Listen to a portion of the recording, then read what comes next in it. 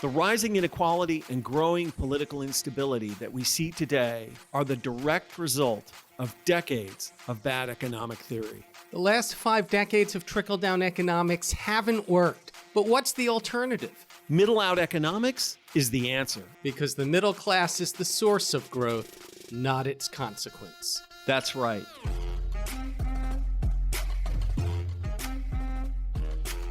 This is Pitchfork Economics with Nick Hanauer, a podcast about how to build the economy from the middle out.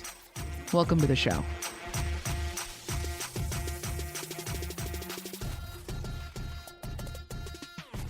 Goldy, today we get to talk to a pretty old friend of mine, a Senator Chris Murphy from the great state of Connecticut. And Senator Murphy has been really outspoken and articulate on the issue of the demise of neoliberalism and the damage that neoliberalism has done to the country. Mm-hmm. And, you know, he and I have spoken about this a bunch of times. Sometimes he's been a little bit of a voice in the wilderness, but obviously more and more people are coming around to his view, but few in my experience are as good at articulating it as him. And so I'm super psyched to have him on the podcast to talk about his views and to share with us what he thinks, why we're in the box we're in, and what we should do going forward. So, you know, with that, I think we should just talk to Senator Murphy. Let's have that conversation.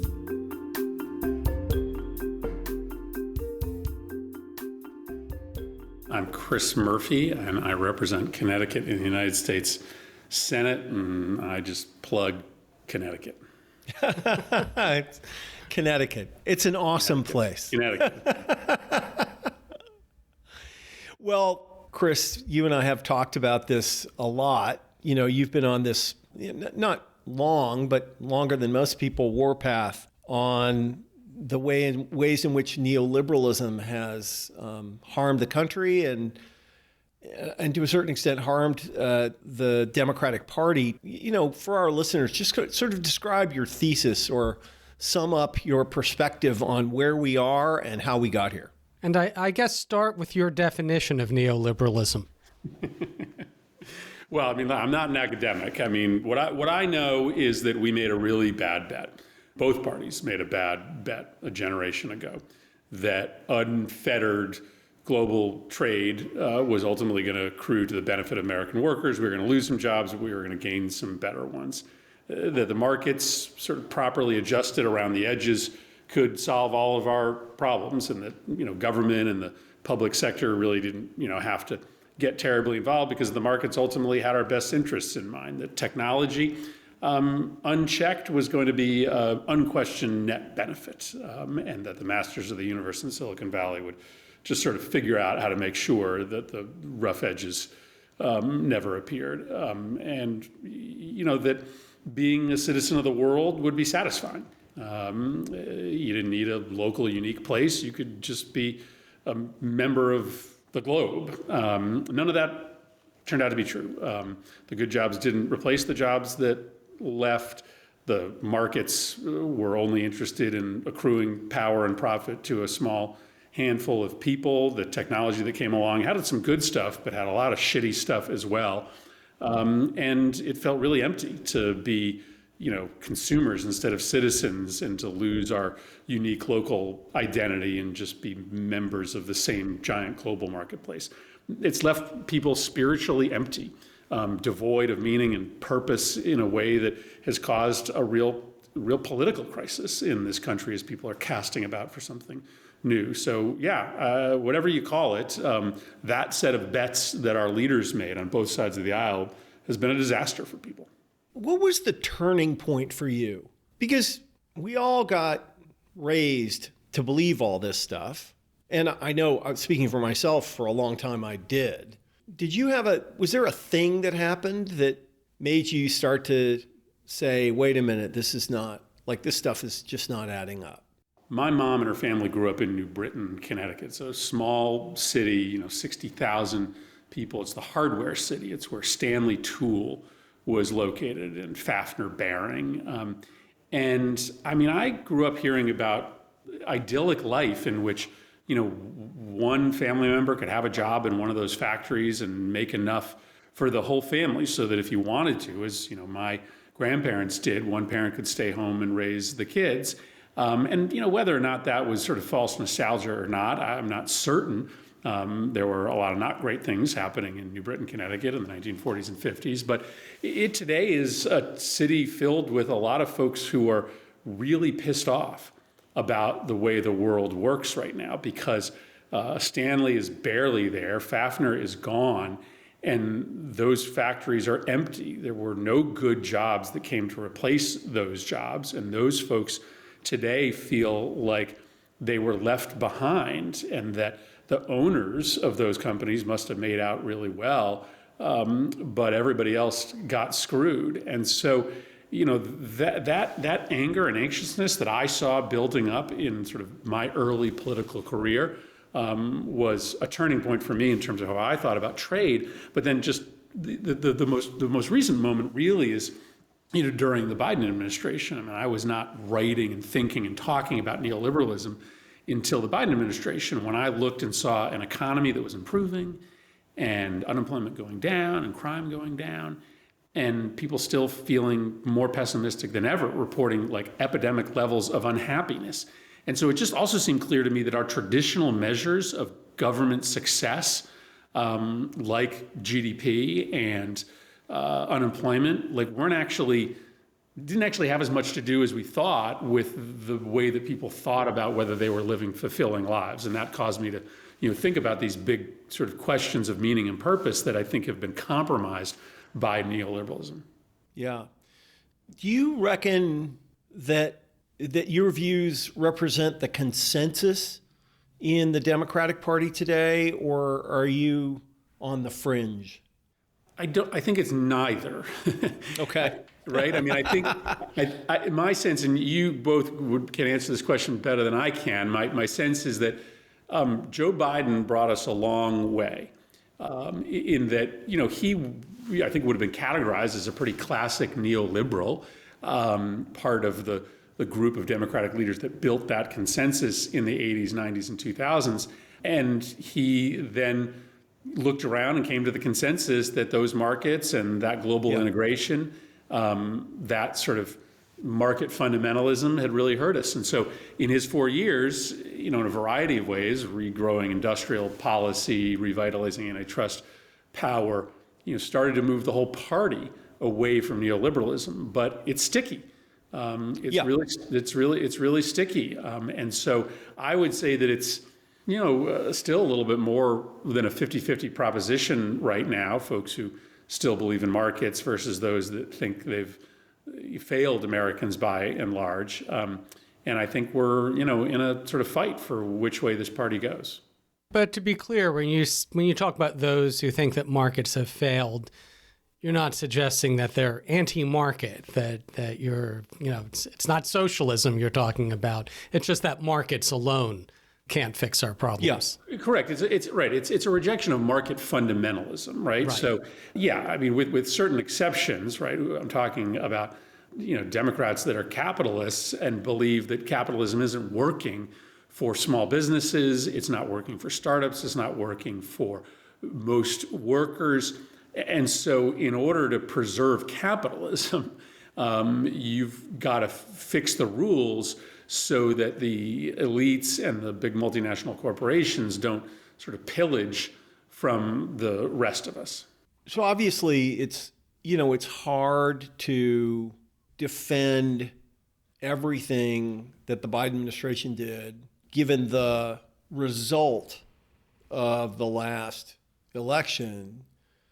But I also believe that we were on the right track. It was too little, too late in many ways.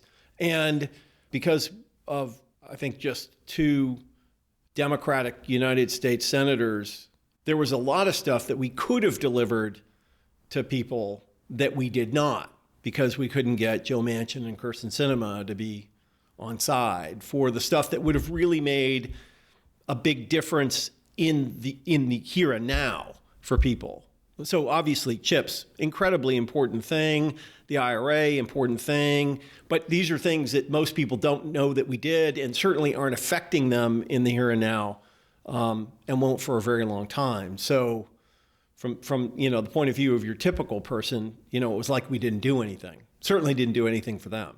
Yeah, and listen, you're turning around a battleship in the middle of the ocean.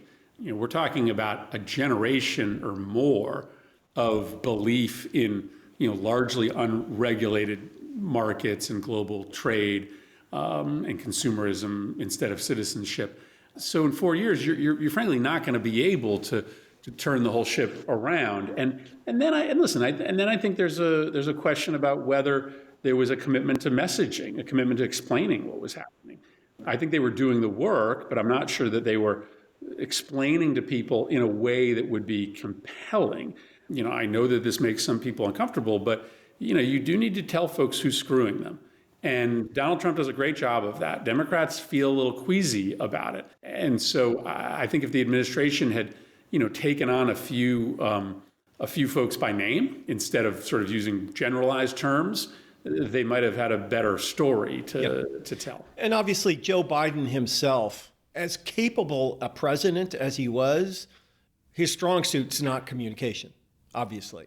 As a younger man, he probably would have done a better job, but he was never the kind of orator that Barack Obama was or many folks were. And for my own part, I think that it was that combination of the objective fact that for the majority of Americans, their lived experience was worse because of the incredible supply chain shocks that the pandemic represented and the higher prices and all the rest of it. And, our inability to really tell the story about where we were going, where we were trying to take the country that led to the debacle, which is what we're faced with today. But I guess, we are where we are, and we are where we are, at least in some measure, because we screwed up. And the question is what to do and how to go forward. And I also think, I guess, I'm looking for your response to this, that Donald Trump is a narcissistic sociopath, as is Elon Musk, but they're not entirely wrong about everything. Certainly our trade policies need to get rationalized. And while 25% tariffs on Canada and Mexico is nuts and incredibly stupid, some of the things that they're doing do make some sense. What do you think? Well, I mean, I would say not really, given the fact that they are admitting their tariff policy has nothing to do with American workers. I mean, they aren't using tariffs against Mexico and Canada as a means to rebuild the U.S. manufacturing base. They are using those tariffs, allegedly, as a mechanism to sort of score window dressing agreements on migration policy, right? Yeah. And by the way, the agreements that they got are jokes. I mean, they're there pathetic. was an agreement for both Mexico and Canada to, surge law enforcement to the border that essentially mirrored the commitments they had already made. So they're not actually, they're actually being very clear that they're putting these tariffs on countries in our hemisphere, at the very least, simply because they want to cut some deals that will look good for them on the question of migration. So I just don't think we should give them much credit, because what we know is that if you really want to rebuild American manufacturing, you have to use both sort of traditional tariff protectionism and subsidy and incentive, right? You've got to be really thoughtful about which industries you're going to rebuild or help grow in the United States, and you've got to match a little bit of protection from unfair trade with a little bit of help and subsidy for those industries to grow. No, I agree with you. But, like I grew up in a manufacturing business competing principally with China, and the Chinese strategy of effectively dumping goods into countries to gain dominant market share and push those industries out of business is something I was fighting against in my early 20s and 30s and on through the family business. So I'm pretty sympathetic to some of the things that they're doing. But let's turn to what you think we should do. Like, what how should we think about reconstituting the central focus of the party in ways that are constructive, compelling, and effective?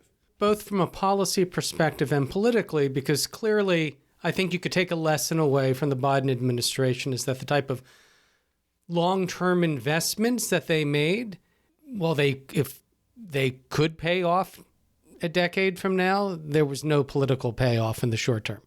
Right. And the pieces that did have immediate policy payoff, I just think didn't end up landing politically with the American public. And I'll give you examples of those things. So, we talked a lot and about the child tax credit increase, which did successfully raise half of American families that were in poverty out of poverty. We talked a lot about forgiving student loans, big fights on that, tons of sort of public relation capital spent on trying to help kids with student loan debt have that taken off their back. And then we expanded the Affordable Care Act. We gave people increased subsidies to be able to afford more Affordable Care Act plans. I would argue none of that helped us politically.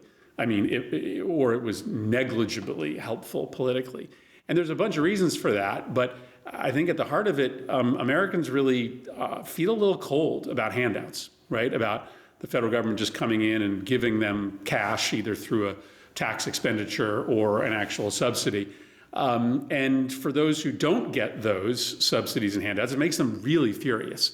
So what Americans do want is for the economy to be unrigged, for work to pay, for small businesses to be able to become big businesses, for your rent not to gobble up the entirety of your income.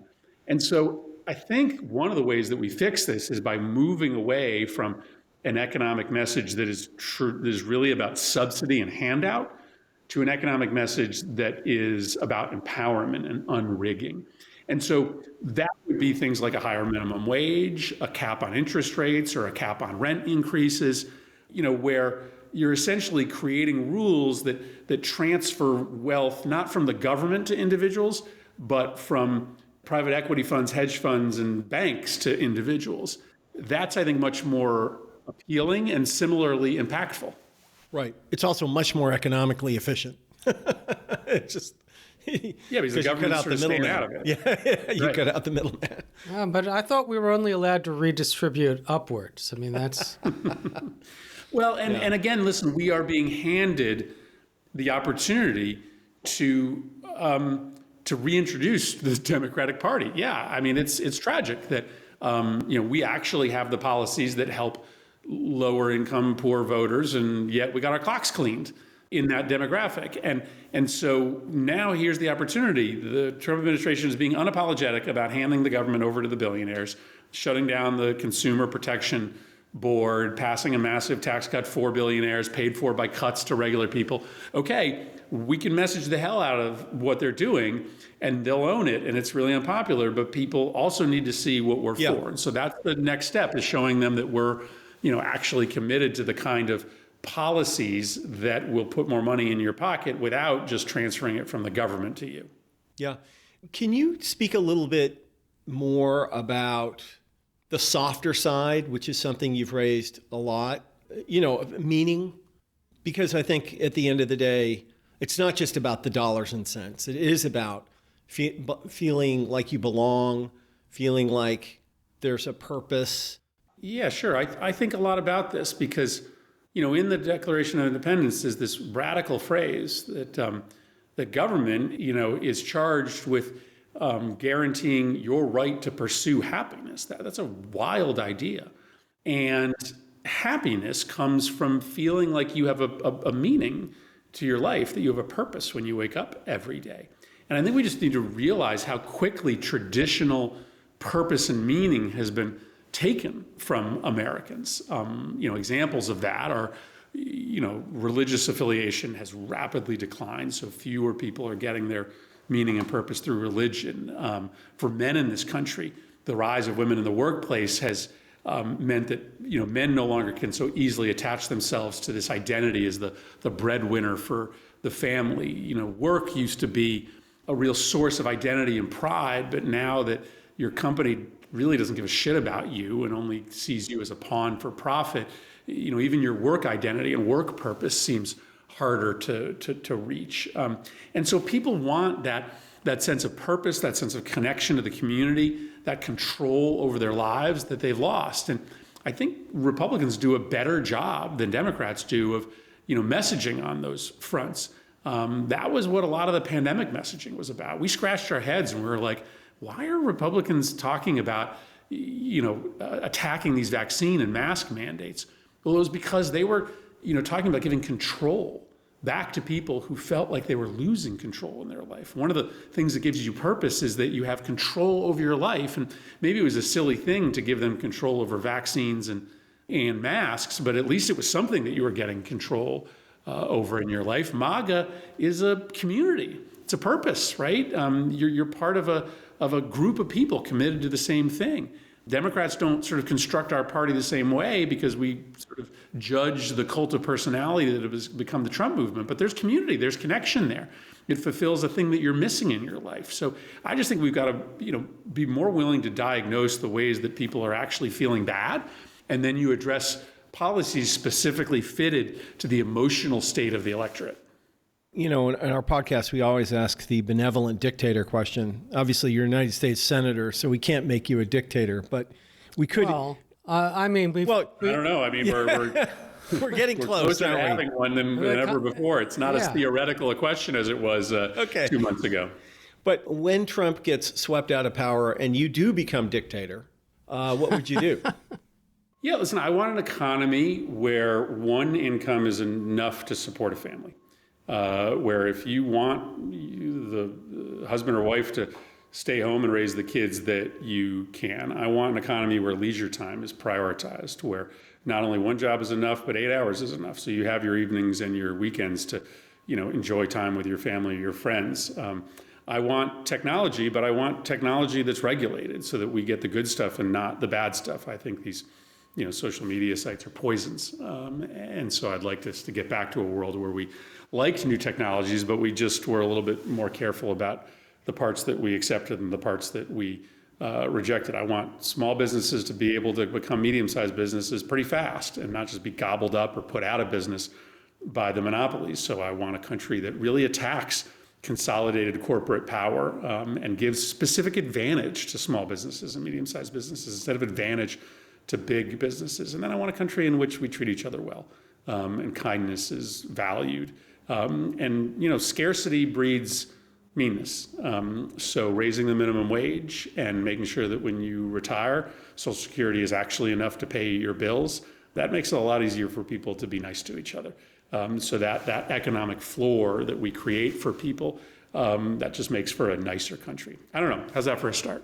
You're describing what we used to think of as a comfortable, secure, and dignified middle-class life. Yeah, I just think if you play by the rules and you work hard, there should be some, not a guarantee of economic mobility, but a good shot at economic mobility. And listen, we're entering a world in which, it may be that we need less labor hours because, obviously technology is moving fast and AI is going to play a role. And with that comes a real opportunity, for us to structure an economy, a capitalist economy, in which you can have a parent raise kids, and that would be wonderful. I think that is one of the things that drives folks crazy is that they just have no time any longer, and they feel like they're constantly just scrambling in order to make ends meet. But if we actually broadly shared the benefits from artificial intelligence and other technologies, these billionaires would have no incentive to invest in it if they, because they wouldn't be able to monopolize all the benefits for themselves. I mean, why would a venture capitalist like Nick put any money into this stuff if he couldn't get filthy rich at the expense of everybody else? Yeah, I know. There are these wonderful lies, right, that have been perpetuated and midwifed and sold to us. That idea that you have to give these massive untold rates of return in order for anybody to take any chance on our economy. The fact that, wealth will kind of trickle down to everybody else, that if you require a raise in wages, that'll just sort of hurt the economy and put people out of work instead of give everybody more money in their pocket to spend. That was something that Nick taught me long ago about how economies really work. These are wonderful myths that were created by really, really, really rich people to make more and more money, and we just have to aggressively punch holes in them. But before we get to the final question, can I just ask you what your level of confidence is that we can get past these dark times and towards the type of America that you would like to build? Oh, well, I mean, I don't think you can be in this job without being optimistic. And I guess, what I see, is a growing consensus on economics between sort of traditional left and elements of the traditional right. And I think you see that kind of coming together inside the Republican Party, but it's still dominated by the billionaires. But there's a lot of socially and culturally conservative people out there who know the economy is rigged and are ready for somebody to come in with a sincere offer to unrig it. That's why I talk about big tent populism, right? I talk about a left that makes economics as the tentpole and then invites everybody in who wants to create a fairer economy, even if you don't agree with me on guns or you don't agree with somebody else in the tent on choice, that you're in if you want to de-rig the economy. And if we did that, we would be a pretty powerful political movement. Yeah, I couldn't agree more. Well, our final question on our podcast is always, Chris, why do you do this work? I mean, I do this work because I just think that this thing we're in is so fragile.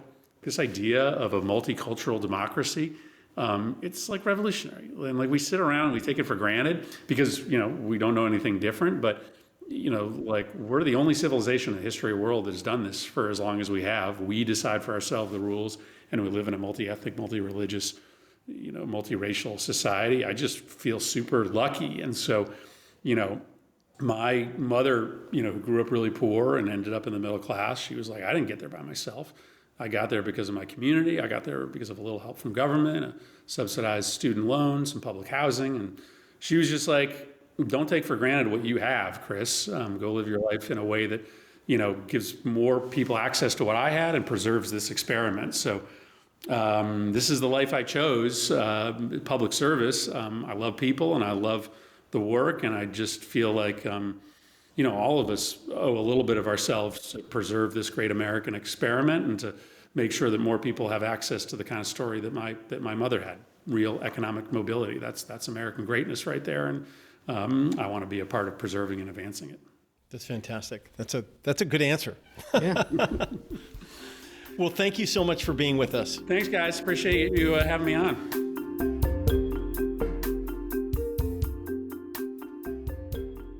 I know, Nick, there are a number of political figures who have privately questioned neoliberal and orthodoxy and neoclassical economic orthodoxy, but I don't think there's anybody who has been so publicly thoughtful on these issues as Senator Murphy. No, he's a very articulate, smart guy, and I think, he's the kind of political leader I think we should both respect and treasure in the United States. I think he really is the kind of leader that would take the country in the right kind of direction. I think he's an outstanding senator and a good guy. And I think if more folks on the left were as clear about what the problem is and how we should prosecute these issues, I think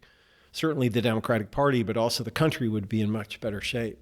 What I really appreciate is his effort to combine both the theory and the policy and the politics and try to find a way forward for the Democratic Party to be a true opposition party that can actually persuade the American public that they can be trusted to address these issues.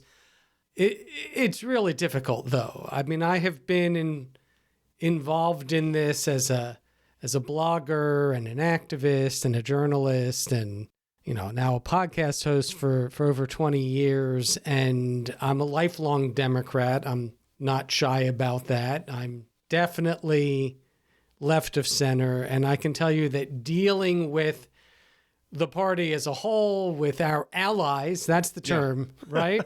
Our allies. They're not, some of our allies are not open to the idea insane. Of some of our allies are insane. I'm just saying that, the idea that we should make economics the tent pole and have this big tent in which we welcome people who are anti-choice, in which we welcome people who don't support any sort of responsible gun laws, who don't support same-sex marriage. It's really hard because that is so much of what the Democratic Party has become, and yet it's clear. It was clear from the polls. It's been clear from the outcomes of the elections that the majority of voters, or at least a large plurality of voters, do not trust the Democratic Party on economic issues. Biden and Harris made progress. You could see that in the polling. Yeah. But in general, Republicans, even Trump, the ridiculous, absurd, psychotic things he was saying and proposing, like, oh yeah, he's the more responsible person on the economy, right? The crazy tariffs and the tax cuts on the rich and zero immigration, and in fact deporting people who are here not just illegally but legally. All the things. That'll be good for the economy. I'm going to be better off with people. People just don't trust Democrats, and there's a long history behind that. Yep. And man, yes, I agree with him. You can't do this stuff without being trying to be optimistic, right? But it's so hard right now, Nick. It is so hard. If we had, maybe a dozen more Chris Murphys in the Democratic caucus in the Senate, I might feel a little more confident. But he's not wrong. I do want to make one amendment though, and that is that he was right about some of the things that we gave airtime to, the child tax credit, which we messaged poorly, because it's not about reducing poverty, it's about empowering families.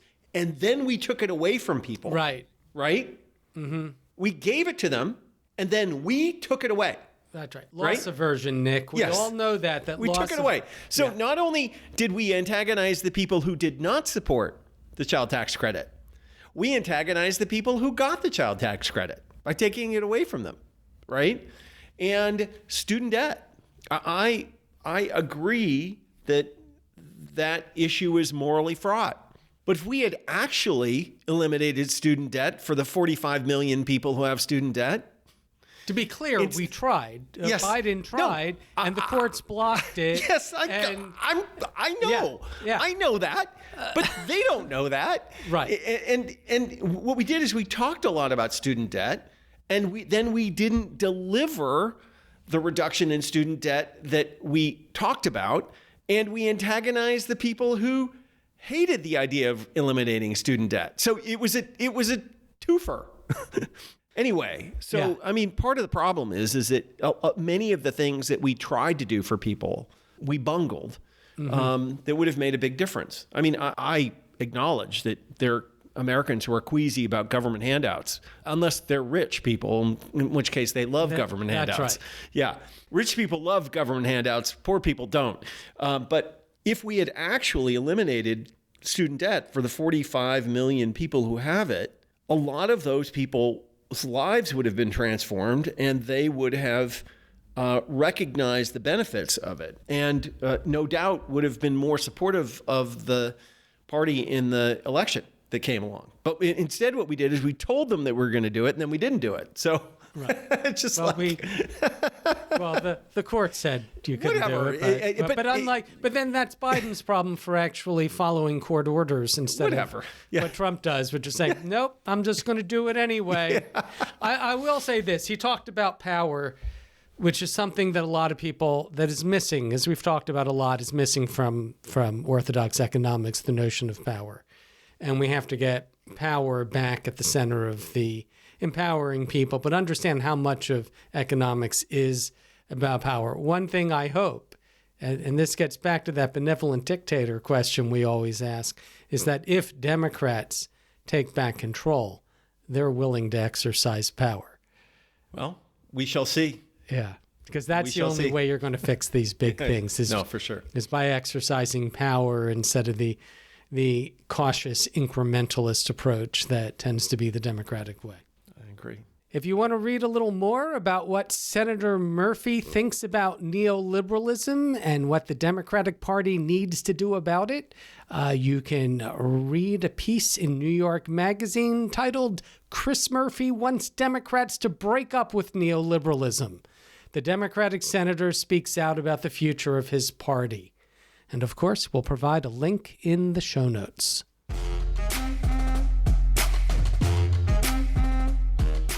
Pitchfork Economics is produced by Civic Ventures.